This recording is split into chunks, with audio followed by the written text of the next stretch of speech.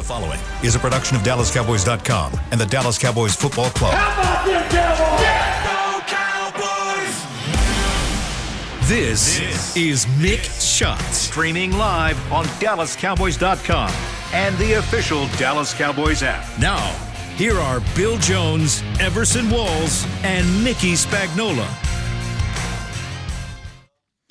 And welcome to a Victory Friday edition of Mick Shots. Bill Jones, Everson Walls, and Mickey Spagnola inside the SWBC podcast studio. And you ask me, why is it a Victory Friday? Because he wants to commemorate Missouri's season opening victory. It's Mick Shots, and so we got to pay tribute. Hats off to the Missouri Tigers. It will not be a winless season for Missouri. That's right.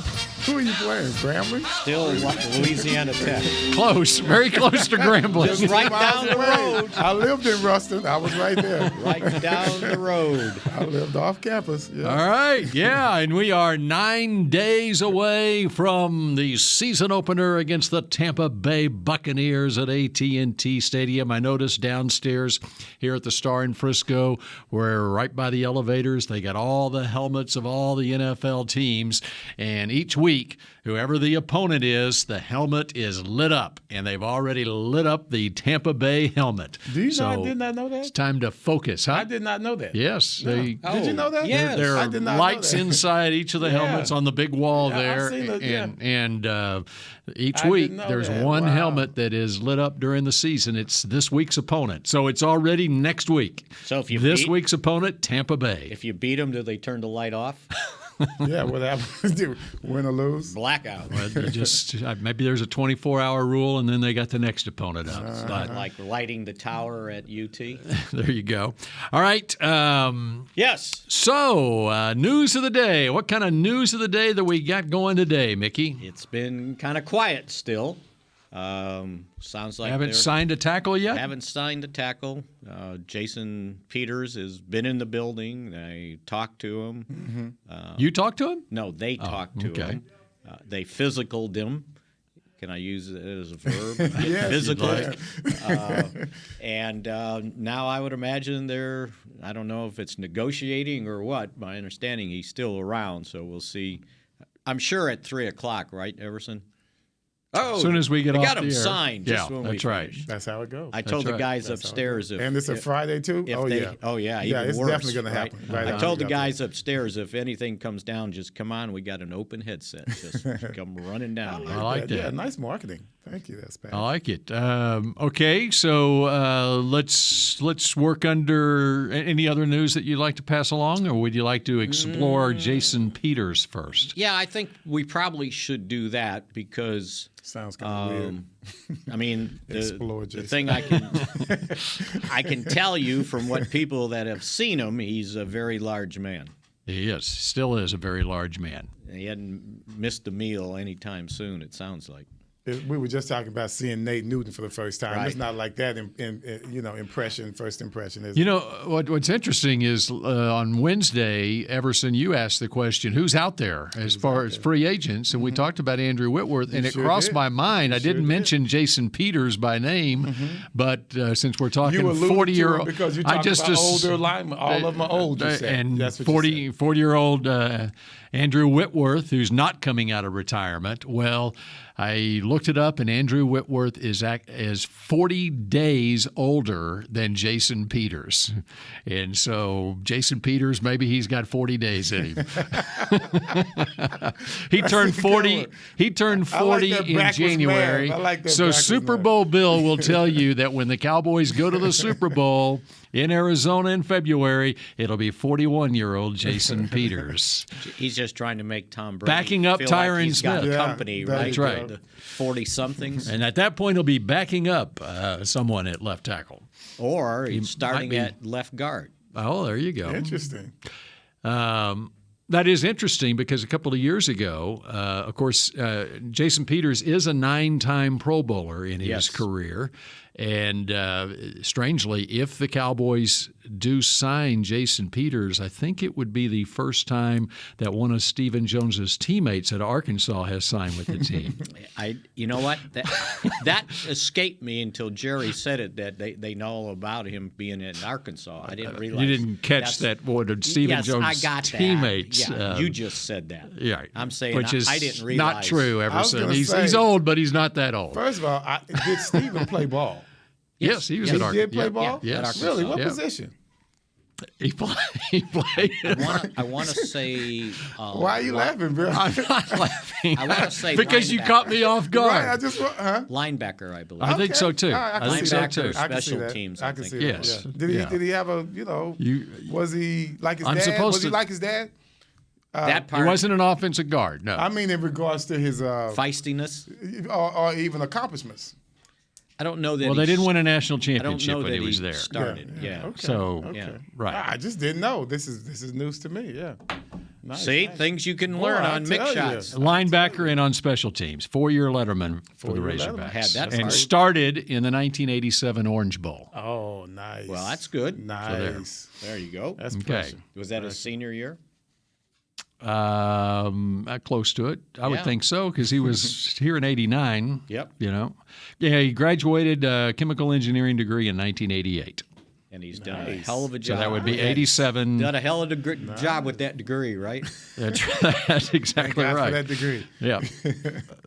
Well, there's a lot of chemistry that has to be. That's right. Yeah, Very I good, got Bill. you. Putting Yeah. this Very good, Bill. putting this roster Nice together. save. I mean, that's a Nice save. major part of this. He like got that. his master's in football taught by Jimmy Johnson for a year or two or three. And he's been At it at ever the since. craft ever since. All right, so Jason Peters, 2 years ago, you mentioned guard. Yes. And of course, he started his career with Buffalo, and he was actually a tight end. Very large tight end, but that shows his athleticism too, and his ability to move his feet. And then converted to offensive tackle in the NFL. Sounds like Rayfield Wright. And there you go. Yeah. And but much larger than Rayfield Wright, as far as not necessarily height wise. Is his nickname Big Cat also? I don't know what Jason's nickname is, but anyway, that's a good point, though. I know. Yeah. I know. I think it is. What did they list him at? So I assume you got his bio Jason? there. Yeah. Like 330, 320? I think he's up three. Well, yeah, you don't once wanna upon go a by that, time, but- right? Yeah. he was It's 328. I want to say. According to when he came out, a fairly athletic tight end at more than 320 pounds. Oh, so he probably played around 340. That's a big Let me tight see. end. I'll find his combine. That's a big tight Or no, end. just look what they list him at with the Bears last year because he started 15 of 15 I think games. he was three. Well, I'm working on this right now. All Mickey, right. just a But second. anyway, I love the way All right, but 2 years ago, Yes. when the Eagles brought him back at what was then age 38, they with the idea that he would play guard. Exactly. And then they had an injury at tackle, a couple of injuries, and he kicked out Here we go and again. went back to tackle and played at tackle. And then last year, Juan Castillo, a former offensive line coach with the Eagles, was the offensive line coach with the Bears. They had injury issues in Chicago. He gets signed by Chicago last year. He was fishing in East Texas and got the call from Juan Castillo, and he said, "I know." City? Was he in Queen Queen City? City. There you go. Yeah, I actually have a very good friend who either played high school football on the same team with him or played against him. I don't remember. where is that at? It's Texarkana. Oh, okay. So East Texas. yeah, Mm-hmm. Way northeast Texas. That's how you get into best Arkansas. athletes in the world. Okay, That's right. so Please tell me. Sims. Make sure you know that. here's right. what I remember about that season That's where when my daddy from. they signed him to play guard, and those guys either got hurt or failed or whatever, and they said, okay, we're moving you to tackle. And he was like, whoa. Yeah, that's right. He goes, I got signed for guard money. If I'm playing left tackle, I need a raise. Oh, that's a good one. That's a good one. And I believe he ended up getting it, He too. should have. Give you an idea, at the combine, he was measured at 6'4.5", 336 pounds. Oh, my, that's a large. Well, then he gained. Guess what his 40 time was? Everson, at 336 pounds, what was his 40-yard dash time? I was a 4.7, so I'm kind of embarrassed to even say. And you weren't twice of you would get to 336. Thank you. It should be 5'1", and you're going to tell me 4'9". I'm going to say 4.8. 494. 494. Yep. Well, I could have beaten him then. Yep. That's cool. Well, all he has Otherwise, that would have been embarrassing. All he has to run is 3 yards, and for 3 seconds. And so, did you watch him any of him last year at Chicago? Have you gone back and looked at it? I have not. Before I came here, I did my homework, You did your homework. and I just grabbed a game at random. It was not a good game for the Bears. Well, I was just redundant there. I could have grabbed any game for the Bears last year, and it was not a good game for the Bears. Yeah. It was against the Cardinals, Week 13. He looked like he was moving his feet all right to me, and in fact.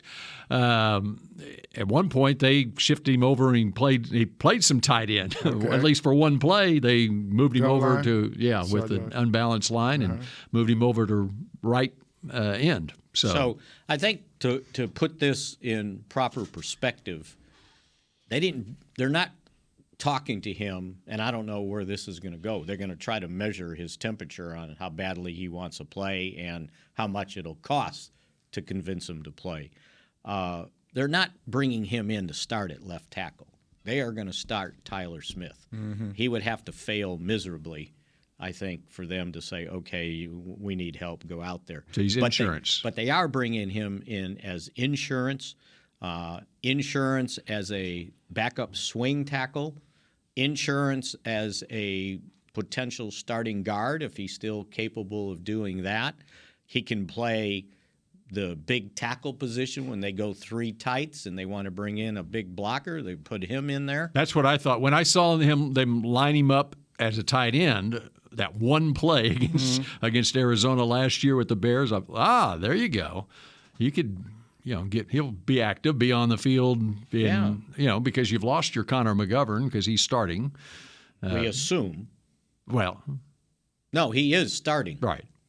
But I'm saying, and I understand that if they sign him, knowing that he needs ramp up, he's going to go to the practice squad, and then and then when he's ready to play, I mean, if you're not working out with some team, you're probably not working out like you're going to play next week. Especially the big boys. Yeah, right. Especially it's just like they did with Anthony Barr when they signed him in camp, and give it a couple of weeks, whatever, ramp up, and like with any player. Yeah, and it's the same thing with Gallup, and we talked about it last week last Wednesday why they put him on the 53. Now I saw him doing the grass drills on the resistant cords with Britt Brown at practice yesterday, and boy, he was moving really well.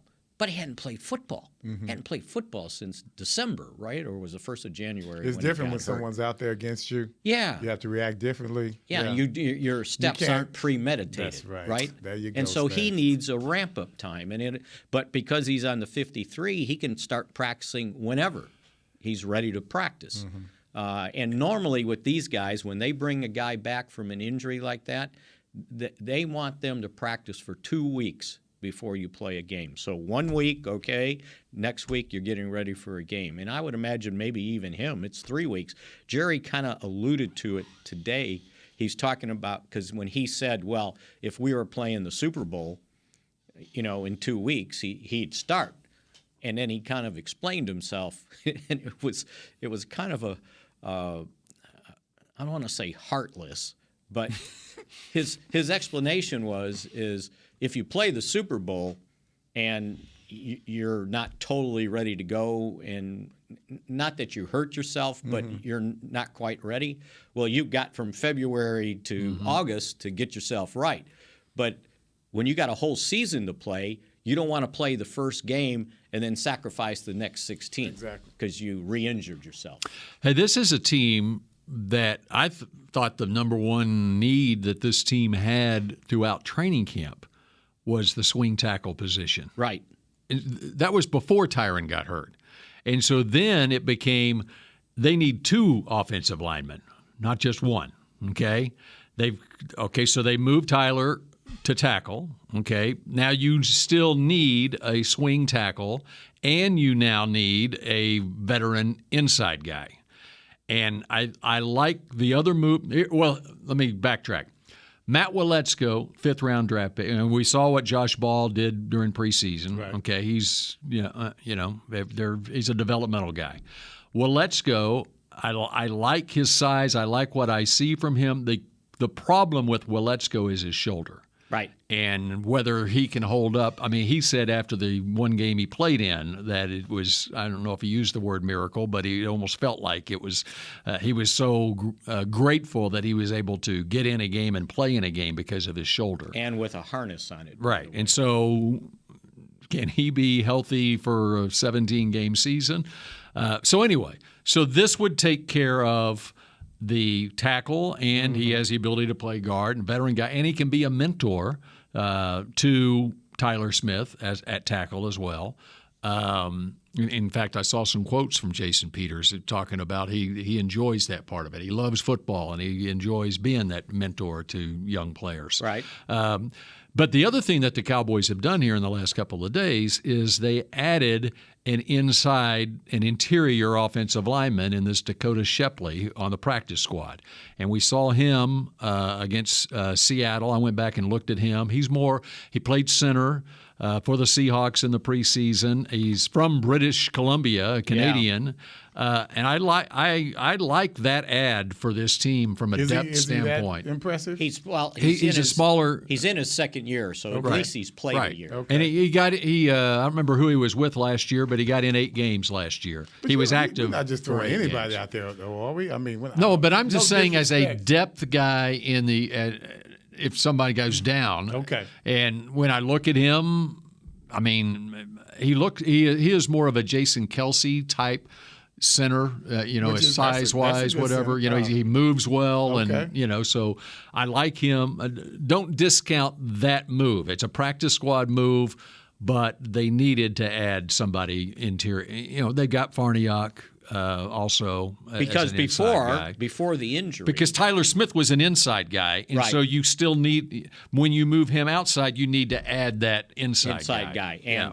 And I'm still convinced that Tyler Smith was going to start at left guard, and that they were shaping McGovern up to be the backup swing guard and center. That's right. And so now you've got a guy in Shepley who can be a center. Right. And so I went and back, Farniok. And I went back and listened to this because I thought I had it right. So it would have been a week ago Wednesday. Mm-hmm. So it was before Tyler Smith went down in practice. Tyron Smith. God, that's so hard. Before Tyron went down in practice in Mike's press conference, and that was when Tyler Smith was nursing the sprained ankle. Right. Right? And so he was talking about it, and someone said, well, will you name a starting guard? And he said, today it would be Connor McGovern. But he said today. He didn't mean going forward. Right. He said today sense. Because Tyler Smith couldn't start today, right? But everybody took that as Connor McGovern beat out Tyler Smith for the job, and now you're going to start him at tackle? He couldn't even win the guard spot. That's not what he said. And he immediately after that went on to say that, Connor McGovern's awfully valuable to us, that I think if he could play 10 to 12 snaps at fullback, he would be recognized as a very good fullback. And we also use him as the big tackle and at tight end. And so he was basically telling everybody McGovern's value is all these different positions he can play, yes, right? That's what it is. And then when he got interviewed, and he was like, well, I don't know. He goes, I played about 8 or 9 positions so far. Whatever they want, I'll do, which, great. But, yeah, so if this Peters comes in and, McGovern got 4 starts last year and they decided to go back to Connor Williams. Now, I don't know if he got better, stronger, or whatever.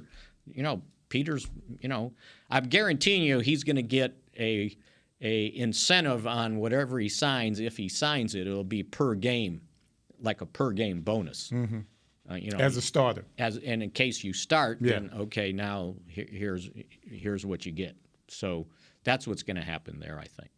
Okay, so we've solved the tackle situation. Yes. Now they just got to play well. There you go.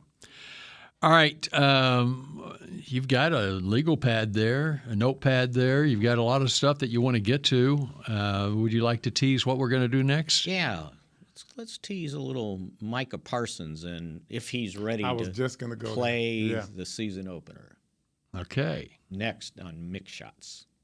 That's his job. How much for those lessons? Shh. She's doing great. Oh, yeah, totally. Can you pass me a Pepsi Zero Sugar? Great job, honey! Oh, look at that. That's not the end. No way. Now it's time for the encore. You know what? You're right. 5 times? Not enough times. For everyone who traded in rock concerts for their kids' recitals, you've compromised enough. Pepsi Zero Sugar. That's what I like. The Medal of Honor is our country's highest military award for valor in combat. More than 40 million individuals have served in the armed forces since the Civil War. Fewer than 4,000 have received the Medal of Honor. The National Medal of Honor Museum will be a place to preserve these legacies and inspire America. It's being built right next door to the Dallas Cowboys in Texas. Help us honor our country's greatest heroes. Learn more and get involved at mohmuseum.org. Nobody protects you from mayhem like Allstate. I'm a broken traffic light. Stop and go is the name of my game. It's easy. You go, they go. Or was it they go, you go? And if you have the wrong car insurance, these repair costs could stop you in your tracks. So get Allstate's new low auto rate and be better protected from mayhem, like me. Not available in every state, based on coverage and limits selected. Subject to terms, conditions, and availability. In most states, prices vary based on how you buy. Allstate Bar and Casualty Insurance Company and affiliates, Northbrook, Illinois. Star Sports Tours is the only official fan travel partner of the Dallas Cowboys, offering exclusive game weekend travel packages with pre-game sideline access and photo ops with current players, cheerleaders, and Cowboy legends. You want to stay at a team hotel, attend the best tailgate party in Texas, tour the Star, and talk X's and O's with me, Everson Walls? With Star Sports Tours, you can. Visit cowboystravel.com to book your travel package today. Back to Mick Shots. Go, Mickey. Go, Mickey. Go, Mickey. Welcome. Since I threw it to break. Mickey, you're so fine. You're so fine. You blow Let's my mind. continue Go, here on Mick Shots with Everson Walls. Love that, Everson. Yeah, you like that, huh? Bill Jones and myself, the Mick Shot. All right, and we've got much to get to over the course. We're going all the way to 3 o'clock, right? Yeah. We're going to 3 I o'clock. don't think we have anybody behind us on Friday. All right, and by the way, we should point out that starting next Tuesday, on a regular daily basis throughout the season, we will be at noon each day, right? And we will be able to recap the team's first practice of the first week of the regular season because they're practicing at, I believe, 10:20 on Monday. On Monday. They have laboring on Labor Day here at the Star. Players are off on Tuesday. Right. And then it's your regular work week on Wednesday. All right, so Michael Parsons. I love this guy. He is great. They ask him about starting the season and getting ready to play, and he goes, I'm just tired of hitting the same people. I want to hit somebody I don't like. It's like, oh, gosh. And then somebody asked him, so you as a rookie, you won, the NFL Defensive Rookie of the Season. How do you improve on that? And he goes, I ain't looking for awards like that. He goes, I want to be the best defensive player ever to play the game. And I'm going, oh, this guy, he is unbelievable. The drive he has, the competitiveness he has. And then he also pointed out, and he goes, and it's not about my stats. It's about our team and our defense and the guys around me. And it's like, this guy been programmed on here's what you're supposed to say, right? Or here's what you need to say, not supposed to say. Here's how you're supposed to feel. Yeah, Here's how exactly. you're supposed to approach it. And deep down, he's not BSing you. Right. That's him. And it doesn't sound programmed. No. No, you can tell he feels it. And I guarantee he's been in Fossil's ear. He wants to return a kick. He was a high school running back. Now he's being foolish. Okay. Yeah, I know. You need to stop. But you know what? Slow down. They were screwing around one linebacker. day at practice, and I think it was special teams on one field, and they were just over on the other field, and somebody picked up a ball and punted it, right? So he's got to pick up a ball and show everybody he can punt too, right? And his punt was as good as any high school or college kid could punt. It was just, phew. And I go, are you kidding me? And it's like, what can't this guy do? And I guarantee you he'll argue to play quarterback. Yeah, we want to keep him right where he he's is at right now. We want to make sure that when we come up against a good running team with that playoff mentality like San Francisco had last year, I want him to be that guy to make those plays, to just shut it down. I want him to be that guy to control the whole game. We need him. We're going to need him a lot this year. We're talking about what the offensive line is going through right now and how important it is now with no wide receivers. Yeah. We really need our defense to come out and be the leader of this team. Absolutely. That needs to be the unit. And it starts with the front seven. So I don't care where they put Micah. I don't know if Sam has a shot at making some plays and getting in the game. But I would just love to see our defense come in and continue the domination like they had, say, against Washington last year. Remember how they were like a tide that coming in. You couldn't stop it. They just kept coming at them and coming at them and coming. Next thing you know, there's special teams are scoring touchdowns. You got us scoring pick sixes and things of that nature. I wish that could be more consistent, especially against the better teams, because we're going to need it. You talk about that San Francisco game last year. The frustrating thing for me, from a Cowboys perspective, in that 49er playoff game on defense, is that I felt like they could not use Parsons the way they had been able to use him at other times during the season because they didn't have another linebacker. Because of the 49ers run game, he had to line up at linebacker a lot, and they were able to establish a run game, and he wasn't able to do as much off the edge as what he has done previously. I'm sure that was and one of the reasons for that, you look back at the way the roster was put together last year, and you had Jalen Smith to start the season. Wasted 4 games. Right. And so then Jalen's released. Then you had Jabril Cox who gets hurt, whatever. But may I add something? Yes. Leighton Vander Esch had 13 tackles in that game. But I'm saying you've got Leighton Vander Esch. You needed another linebacker. And that's where I think Anthony Barr can be really effective for this roster. And now you can use Parsons as the wild card that makes him most effective. When you look at this team, do you want the defensive lineman to supply the pressure and to dictate, or do you want your linebackers to be the ones to do it? Because there are times when you just depend on your linebackers to do it. If they don't smash those guards hard enough, then you're making tackles, as Van Der Esch was doing, but you're making them down the field, like Lockhart was doing. We joke about that all the time. Because he had all those tackles, because no one else was making them. So I want to make sure that we're showing up. Well, I said front seven. Yes, you did. Love my linebackers, but our front seven needs to be ready to go. And those guys up front, Gallimore, I don't care who you pick, they have to control things up front to where those linebackers can not just roam, but also create that wall with them. Otherwise, those gaps are going to be there. The Niners slash through them time and time again, and not just the Niners. When we lost, that's how we lost, right? When we lost, that's how we lost. It wasn't because of the passing game. Right. It's because we couldn't stop the run. As Jerry said, we've beefed up the middle. Well, and so think about it. They've got Anthony, and knock on wood, every team has injuries as the season goes on. And so the Cowboys were affected last year. Jalen Smith didn't play up to par. He gets released. Then Jabril Cox gets hurt, whatever. Gallimore got hurt. Yeah, but I'm talking just at the linebacker position. So now you've got Van Der Esch. You've got Anthony Barr, and this is aside from Parsons. You got Jabril Cox, and then who knows, late in the season, Damone Clark might be a guy that you can bring in December. He might be healthy enough to contribute. You've got some depth there that might you might be able to make it all the way through and the season. They haven't written off Damone Clark either, by the way. You hear Jerry, and he's talking about December. So, right. Maybe. He's out there.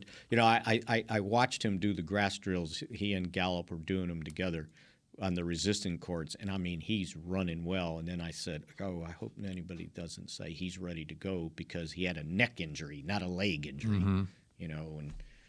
When that thing kind of heals, you can right. you can run, right? That's right. Now you're ready to it stick. It doesn't have to be healed all the way for you to run. Stick your head in there, but boy, he looks the part. I mean, he's got a big head. He looks like a linebacker. He looked like if you were going to draw up a linebacker for Madden, this is what you draw up. You remember guys like Matt Blair from the Vikings, 6 feet 5 inches tall. No body fat. Those are the kind of guys that used to be. And that's this guy. Yeah, okay. Yeah. All right. He's got arms forever and thick. Yeah. So, yeah, you're right about the linebackers. So I want us to be able to have the option of going with a Javon Curse or not. You know what I mean? I love those hybrid guys. Right. That's cool. Yeah, it's nice to have. But you have to put the offense into that situation first. So that means on first down, you got to stop it. And then have the ability to come in second and long. And if you could play 3 linebackers, then go ahead and do it. You need athletic linebackers. Because teams are gonna say, we're coming in with 2 tight ends, and we're coming right at you. That's right. No, stop me. And you can't do that with a hybrid linebacker safety. Right. You just can't. Especially one that's 6'4". He's 220. Although somehow he ended up with 92 tackles last year. He's amazing. He's amazing. There's no doubt about it. But I want us the stats are great. Right. I want us as a unit to be able to stop the run on first down to where we put them in that second and long. I've been on teams that could do that. And, man, that's a luxury. It is you can control the tempo and the field position anytime. And I was in the middle of my column for this evening, and you got another one today? Oh yeah, wow! Every Friday, right? You had one Wednesday, didn't you? Well, that's my other one on Wednesday. Wow! And after the game, you got one on Saturday too. You got medical bills, from falling on bikes. They're grinding on me, right? And anyway, I was talking about all the opportunities these young guys have, and I was using Curse as my example, where the guy had been in the league for 5 years, and he never really got an opportunity to play a position, special team. And when they signed him here, I was looking at what they wrote about him in the media guide. Nice special teams player, right. No one had any idea. Yeah, and then he finally got the opportunity, and he cashed in, right? He seized the moment and, became a player. And there's a bunch of guys on this team that are going to get opportunities. And they're young guys, and I'm sure they're thinking, well, okay, I get this, but next year, year after that, well, you never know. That's right. It's like Anthony Brown told me. He goes, you never know if you're going to get 2. That's right. You better cash in when you get it. So I was using Curse as a good example because there's a lot of young guys that they're leaning on for this season opener. I figured out that, so with Tom Brady at 45, the Cowboys have 34 players no more than 25. So I figured reasonably he could be their dads of 35 of these guys on this roster. There are a lot of players in this league, a lot of players that got released and then re-signed by their team or got picked up by another team who are just like what Jaron Curse was, who just need that opportunity, Yeah. And get with the right situation. Sometimes you don't get it. That's what makes it. In fact, I love just tracking all this week on, and just the making of a roster, how a GM goes about, and it's become more interesting now with the rules where they can use injured reserve and stuff, and the practice squad, squad, exactly, and where you've got veterans on the practice squad, and now you can and so. I can only imagine for the GM job, the front office guys. I mean, they are just working around the clock right now, trying to figure and leading up to right now, because they've got to be prepared when all those guys get released. They got to be prepared to hop on. Okay, that guy got released. We have a need, and it's such a moving target on things because of your own injury situation. It's just really interesting, and then also just knowing. Like, for instance, look at Chicago. Chicago's got a team that's rebuilding. They've got a brand new general manager in Ryan Poles, who is at Kansas City. They got a new coach in Matt Eberflus. They picked up 6 guys on the waiver wire the other day. And so I just look at their waiver wire, and you can see Eberflus's fingerprints on, okay, he loved that guy that Indianapolis let go. He used to be with the Colts. You know, he's got inside sources on the staff there. And so they've talked as they've gone along. And so I'm now tracking that linebacker that they picked up from Indianapolis to see how he evolves in his career. It's just when you really dig down into all of the moves that are made all over the place, like you were talking about O.J. Howard the other day, tight end who, you know, he was supposedly coming out of Alabama, the best tight end prospect in 10 years. He goes to Tampa Bay, and we were talking about the other day, and you asked the question, so what happened to him? Yeah. Right. Well, one of the Buffalo things, so I did a little research on him the last couple of days, and one of the things that happened to him 2 years ago, of course, they signed Gronk, and so his opportunity wasn't going to be as great there. But His first couple of years, he had 35 or 40 catches, and I think he had a combined 10 touchdown catches his first 2 years in the league.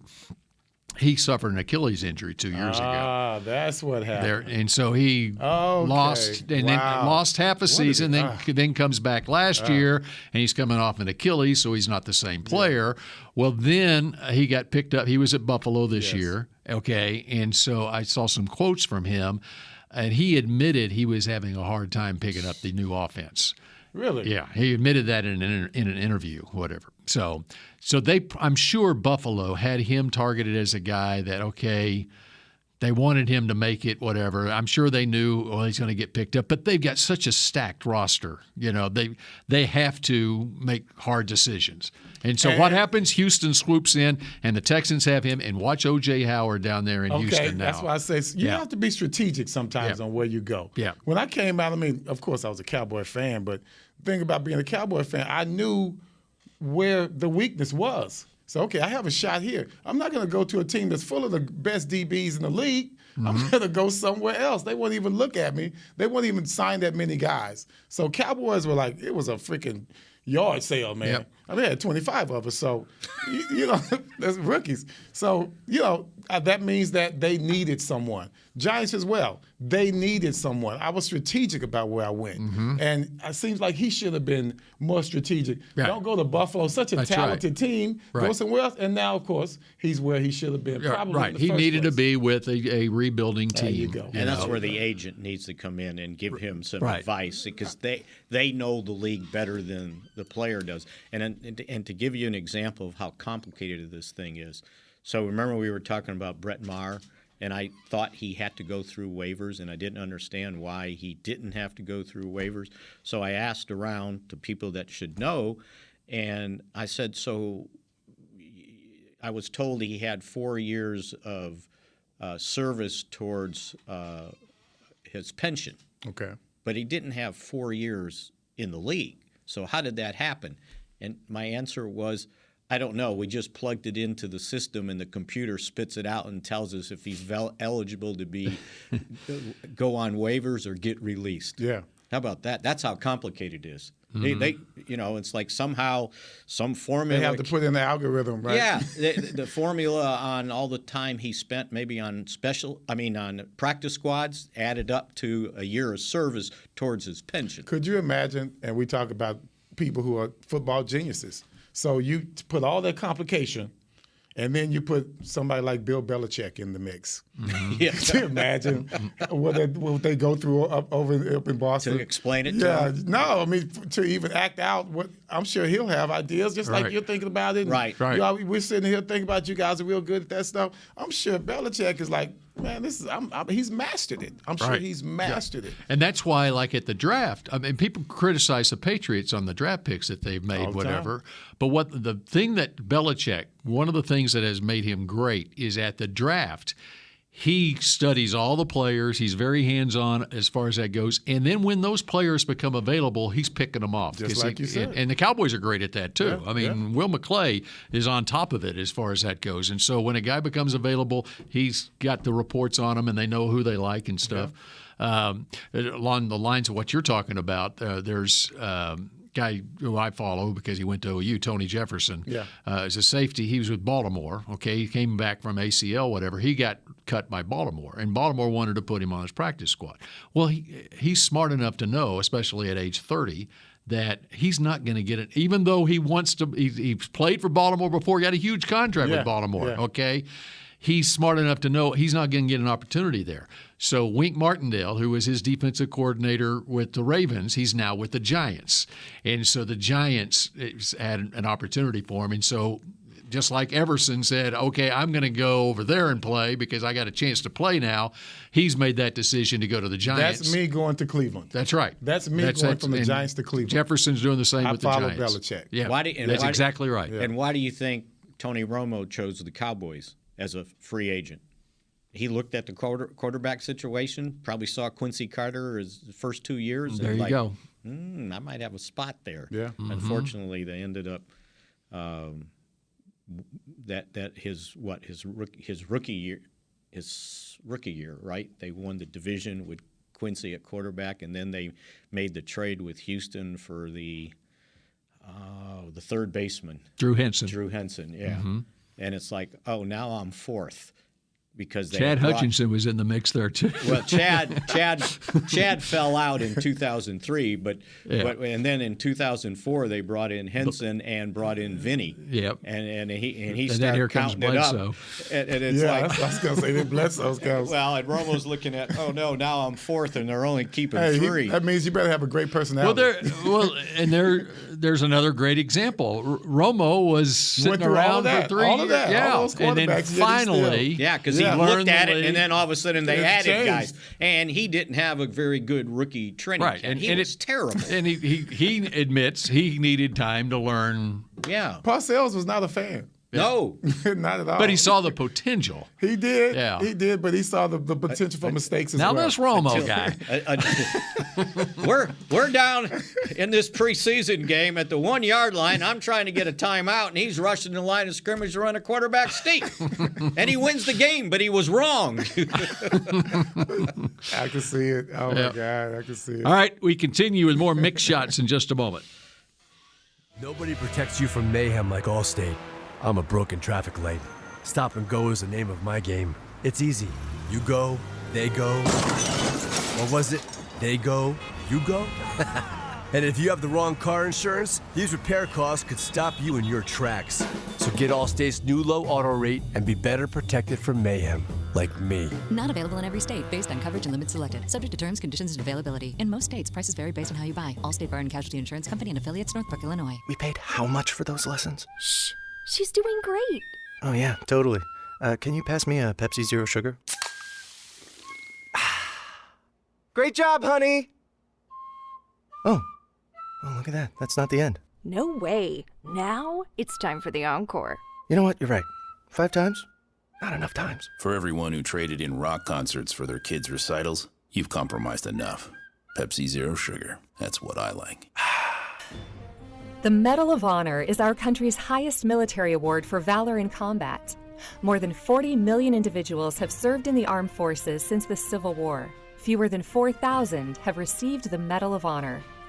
The National Medal of Honor Museum will be a place to preserve these legacies and inspire America. It's being built right next door to the Dallas Cowboys in Texas. Help us honor our country's greatest heroes. Learn more and get involved at mohmuseum.org. Brace yourself for an existential question. Has your butt been having enough fun lately? Have you been treating it well? Has it been going places? If not, then it's about time you start using SeatGeek. SeatGeek is the best way to get your butt tickets to live events. Just ask the thousands of other butts who have rated it the #1 ticketing app. So what are you waiting for? Download the app now or visit SeatGeek.com to get tickets to sports, concerts, and live events and make your butt happy. SeatGeek. Get your seat in a seat. Back to Mick Shots. This portion of Mick Shots is brought to you by blockchain.com. .com. That's what I said. Okay. .com. Very good. Blockchain.com. What'd you think? You understand that stuff? No. Do you? You know what? Maybe the first time Starting to learn it? First time I had any of it explained to me was the last night we were in Irvine. The players had their last practice of training camp, and they all went out to dinner, and they ended up back in the hotel lobby, restaurant/bar, and of all people, Ezekiel Elliott started explaining this stuff to us, and he really knew it, right? And I was like, how does he know that stuff? And he was going, yeah, this, and this, and I was like, oh, He's a social guy, right? It was, and then I got the opportunity because I happened to have one of my Missouri logo shirts on, and he kind of saw it, and he said something. I said, okay, I've waited 7 years to ask you why in the hell did you go to Missouri when both your parents went there and you went to Ohio State? And he explained it to me. He goes, they were recruiting me when I was a junior, and then they kind of didn't act like they were interested anymore. I go, what do you mean they weren't interested? He goes, I went to games when I was a young kid. And he goes, and all of a sudden, Ohio State came in, and, man, they're flying me here. They're bringing me there. They're calling me. And he goes, Missouri just acted like I wasn't there anymore. And I was like, I'll be a son of a... You guys are cheap. Yeah, they didn't have enough money, right? Yeah. Cheap. But anyway, it was an interesting conversation after all these years with him, because he's not kind of a chit-chat guy. And if he is, it's about 15 words, and then that's it. But it was an interesting. But he knew about all this crypto and blockchain. Blockchain. Blockchain. All right, there's breaking news in the world of sports that will be affecting AT&T Stadium in future years. The College Football Playoff Board of Managers has approved a 12-team playoff by unanimous vote. Unanimous really? Vote. 12-team playoff has been approved. Could start as early as 2024, more likely 25 or 26. 6 highest-ranked conference champions, 6 at-larges. You're only going to have 2 conferences by then. It's the same. It's the same format that was initially proposed last year or whenever by that 4-person working group, and they finally have come to. Well, I wonder what made them change their mind. The money for TV? Yeah. You think? Yeah, that's right. I'm sure it's money. That's right. Got to be money. They're only about 10 years late on this. Details will be worked out by the 10 FBS commissioners and Notre Dame's AD beginning next week when they meet in Dallas. Very good. Thank God. So there you go. They ought to start this year. Yeah, why not? What do you got to do? Yeah. What do you got to change? Yeah. You either win or you don't. It's pretty simple. Yep, there you go. It's like Brett Maher explained to me about field goal kicking. You either kick it between the posts or you don't. Down the middle. Yep. There you go. All right. I also saw some things. People are coming up with these bold predictions on who's going to win the divisions, who's going to make the playoffs. When do we want to make our bold predictions? We can't make it until next week. That's what I'm going to say. Next Friday, we're going to do it next Friday. That's what I'm thinking. Next Friday, we need to pick division winners, wild cards, all that stuff. Mm-hmm. Cowboys record. If you'd like to go so far as MVPs and Rookie of the Year, that kind of stuff. I'll be ready for that. I like that. Okay. Like that. All right. We're going to do that next week. Next week, we need to pick. We have 5 days or 4 days. We have 4 days. We need to pick it next Thursday. Per day. Okay. Next Thursday. I wouldn't want to do everything. Chris Beam, our producer supreme, has now chimed in. Next Thursday? Yeah, because next Thursday there's a game, so that will affect. Oh, yeah, that's right. There is a game on Thursday night. Yeah.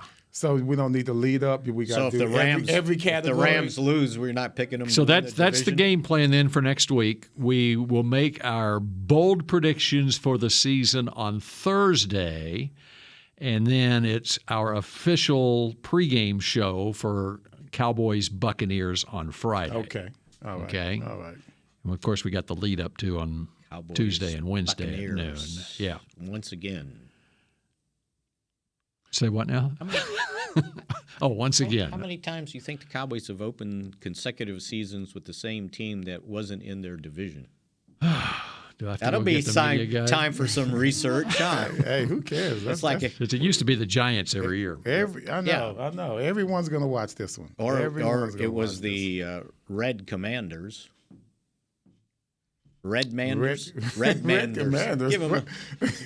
Put the Commanders and the Redskins together, right? I guess I'm going to have my media guide at the ready all the time if you're going to throw this stuff out. All right. Big concern for the Cowboys going into next week. Running game. Yes, because the running game is dependent on your offensive line, right? That's right. And you've got several young guys that are going to start that haven't been full-time starters. And even though Terrence Steele has started games, I think it's double digits now, this is the first time he's starting because it's his job. Mm-hmm. Before it was filling in for someone else. He was swing last year, right? Did he swing? He did start some at left tackle. Yeah. I want to say and then 4 Collins games. was suspended, and so he was basically the starter at right tackle. And the year before, Collins was gone for the season. He never played, and they needed somebody at right tackle, and he ended up playing a bunch of games. As a undrafted rookie. This is his first time to start because he's the starter. He held down the competition, if there was any.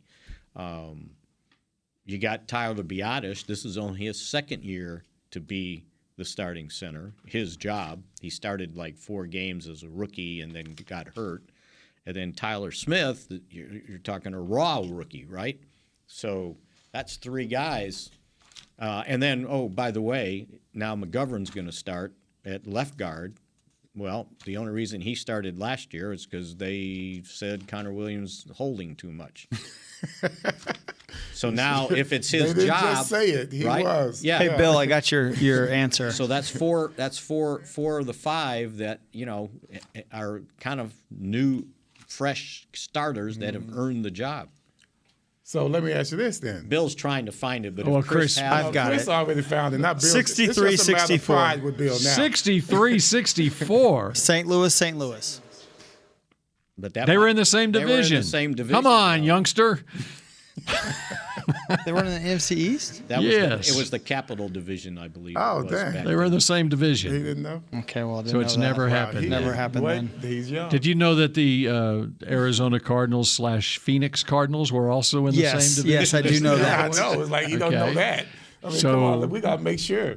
I am surprised on that one, Chris. I was thinking it was going to be Pittsburgh or somebody like that. Well, the Pittsburgh, have started with Pittsburgh a number of times, but never back-to-back No, actually, seasons. back-to-back seasons, 60-61. Okay, Pittsburgh, there you go. Pittsburgh, there you go. That's what I thought, because that was their first victory, right? 61, season opener. Yep, No. 61. Pittsburgh was Yeah. horrible. 27-24. And you know why? You know why I thought of Pittsburgh? And this is weird. So the 31st was the 25th anniversary of I'm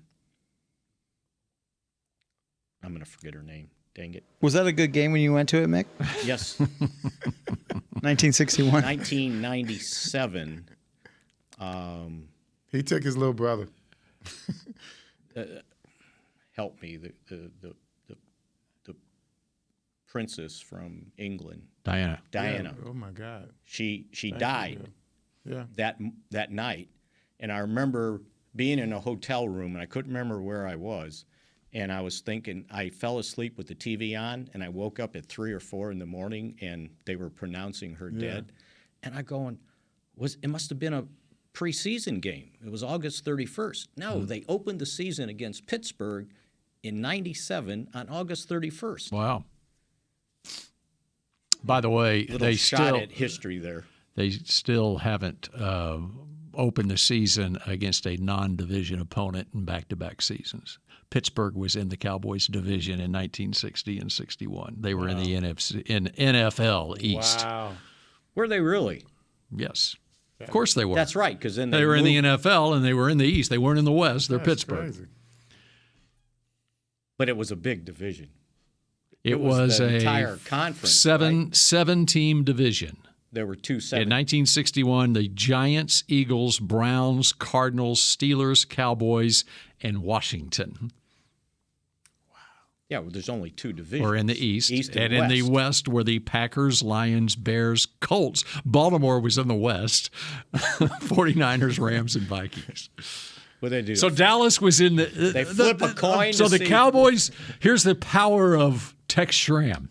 The Cowboys were in the NFL East, and Baltimore was in the NFL West. Go figure. Oh, so we can get that East Coast coverage. That's right. We needed to be in Tex the... knew what he was talking That's about. exactly right. Yeah. There were not enough newspapers on the West Coast. How's that for a history lesson for you on Mick Shots? You won't get that anywhere You else. sure won't. No. You don't want No one else There will are no old forget. farts. No old farts on any other podcast but ours. No one else will forget Diana's name, right? Yeah. So, okay, back to the thing. Yes. With that offensive line, Yes. to me, it's just as important. You got to win first down. All the games that we lost, we lost first down on both sides of the ball. That's true, right? Yeah. As far as the running game is concerned, When they had trouble running the they football. couldn't run the ball. And so, to me, and Jerry talked about it this morning, about how you have to adjust your game plan, knowing that you've got a rookie left tackle, you got other young guys. You can't be throwing a lot of 7-step drops. Tight ends, running backs, got to help out. That reminds me, I saw an interview with Mac Brown, North Carolina head coach, last weekend after their game, and he was talking about the Saw that importance heading. I did not read that, though. importance of success on first down. And his analytics people told him, whatever the numbers are in college, if you are faced with a 2nd and 5 or less, there's a 60% chance you'll get the first down. And anything 2nd and longer than 5, there's like a 35% chance. I don't remember what the numbers were. You know, they talk It about makes total sense. I don't know why you need analytics people to figure that out. Analytics is nothing new. That's They've right. been doing They it just for got a name. decades. Yeah, they just made a name for it. It's like Parcells logic and Belichick analytics. figured that out. Tom Landry figured it out. Everybody knows field positions, how you win the ball game. Just go back and look at the I mean, come on. 2016 Cowboys and how well they always did on first down, okay? And what was the reason that the Cowboys had so much success on first down? Zeke Elliott. Ran the football. They had a Elliott. balanced offense, a great One of the best offensive offensive line. line. That was the That's beginning right. of the best Remember that offensive season? line. It was like 15 out of 16 games they started the game. I'm exaggerating, but it felt like 15 out of 16 games they started the game with an 80-yard touchdown drive. Even Romo's best year, I would think. Then you had Murray. Murray? DeMarco? DeMarco Murray. 2014. Come on. Yeah, DeMarco Murray. That was, Mm-hmm. I mean, he was, how many yards did he run on the Seattle Seahawks that game? You remember, it was in Seattle. Oh, yeah. Yeah. And so think about that And that was offensive when line. they were supposed to have a decent defense. And you had and Travis- that offensive line went right through. In 2014, you had Travis Frederick in his second year in the league. You had Zach Martin in his rookie year in the league. And you had Tyron Smith in his 4th year in the league. And so that was a impressive. young offensive That was line. impressive. And then they if you've had- got good players on your offensive line, if Tyler Smith is a good player, then he can step right in like Tyron Smith did in his rookie year and play. And then they had the audacity to add Zach Martin in the next year to that Well, that's what I'm 2014 line. 2014, yeah. Yeah. That's what I included Martin in there. So you had 3 Pro Bowl type players on your offensive line. And you had Colombo, I think, was still the right tackle at that time. One of the best games I saw, 2016, I think it was 16, went to Pittsburgh. And Zeke ran all over. That would have been Doug Free. Oh, Doug Free before. Yeah. Oh, Doug Free. Colombo. That's right. After Colombo. After Colombo. Right. Yeah, yeah.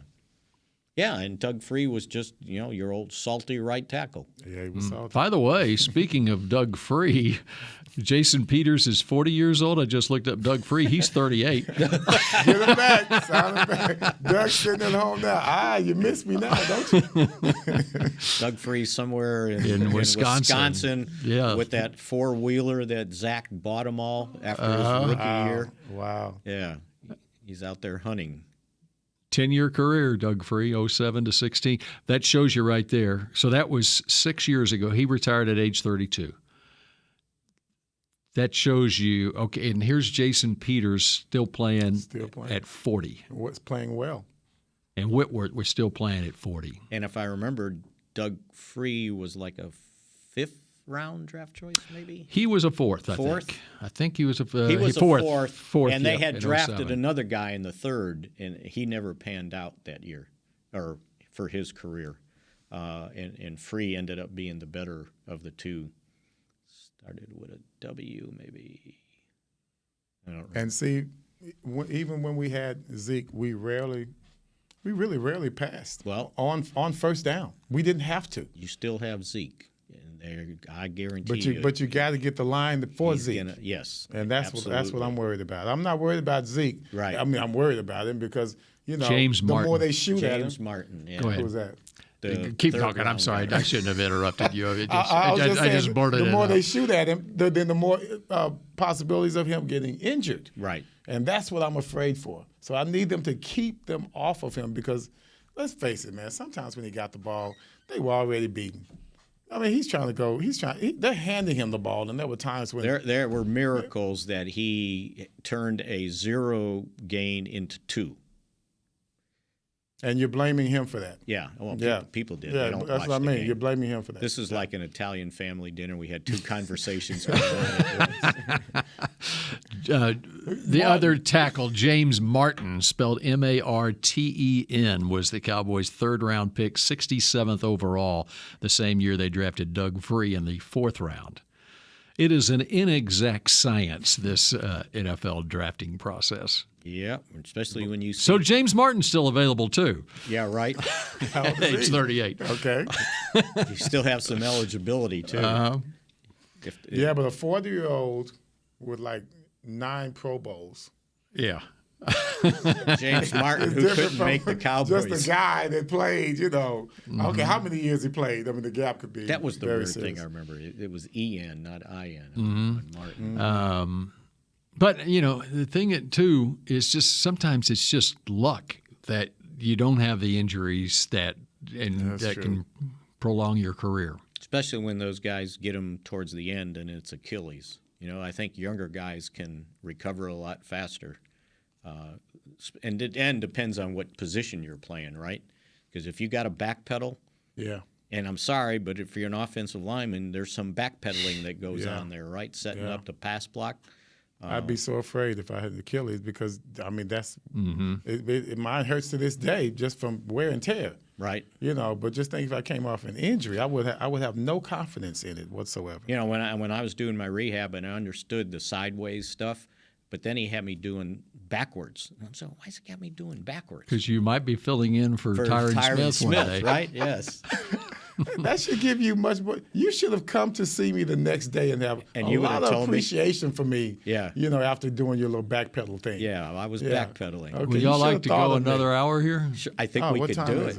It's past 3 o'clock. Oh. Okay, and so Grambling wins over Arkansas Pine Bluff. Arkansas State. Arkansas State. Thank you, Christopher. Arkansas State. Arkansas Yes. State. They're We in corrected Jonesboro. that. They're in Jonesboro. They're in Jonesboro. Yes. Okay. They're getting paid to go there? Always. Yep. If it's outside your conference, you get money. Okay. Outside your conference. And All right. Oklahoma? UTEP. Tomorrow afternoon, 2:30. Okay, we got college football tonight too. We got TCU plays at Colorado at 9 o'clock tonight. I found out last night and Sunday night too. LSU, Florida State in New Orleans. Oh, Think that place is going to be hopping? In Florida? No, in New Orleans. In New Orleans? Wow. Yeah. Boy, they're going to bring that. The best tailgate I've ever gone to was a Florida A&M tailgate. I've never seen so much food in my life. And I've been to LSU tailgates. So you could imagine you bring both of those together to the dome. Mm-hmm. Oh, man, it's going to smell good. You don't even want to go inside. Another good game tomorrow the best food would afternoon. be But there's outside. terrible tailgating at the Dome because they don't have enough, open parking lots. Because some they of want it's you underneath. inside. Yeah. They want you inside to eat the food. Or you park a mile away in the city and then just walk. 2:30 tomorrow afternoon, Arkansas and Cincinnati is a good game. Oh, very nice. And then 6:30. No, I want that Oregon. 6:30, you got Notre Dame and Ohio State. Yeah, I want the Oregon. And Oregon. Yeah, I want the Oregon, Georgia. Oregon, Georgia. That's Saturday night, too. I want to see that. See, I think teams should do that because just take last night. Missouri's got to open against Louisiana Tech. Okay, what do you got to gain, right? But you got a lot to lose. Right. Mm-hmm. And these teams come in all fired up and, they're sometimes buzzing all over the place. You never know. And we're sitting there. Sometimes. Then you get a player injured. Yeah, in one of those games. we're sitting there. Yeah, but sometimes, like the first game ever played at AT&T Stadium, Right. which was then called Cowboy Stadium, 2009, and you got the Heisman Trophy winner who gets hit, blindside, knocked out, hurt his shoulder, Sam Bradford. BYU. It happens. Yeah, It happens. But at least you didn't get beat by Middle Tennessee State. At that time, BYU was kind of like Middle No, Tennessee they were State. not. No, they've never been like that. Hey, okay, all right. It depends. All right, and Those layups are never layups. You know why they've never been Middle Tennessee State? Why? Because their players are 26 years old. That's true. They're men. That's right. They're definitely men. That's right. Okay, that does it. That does it. We stretched it as long. Chris is ready for Labor Day weekend. He's Chris is gone. like, man. Oh, that's right. Chris is gone. Jazz is he in knows there. us very well. He got out while it was good. All right, so have a great holiday weekend. Be and safe. We will see you on Tuesday at noon. Go Cowboys. This has been a production of DallasCowboys.com and the Dallas Cowboys Football Club. How about this, Cowboys? Yeah!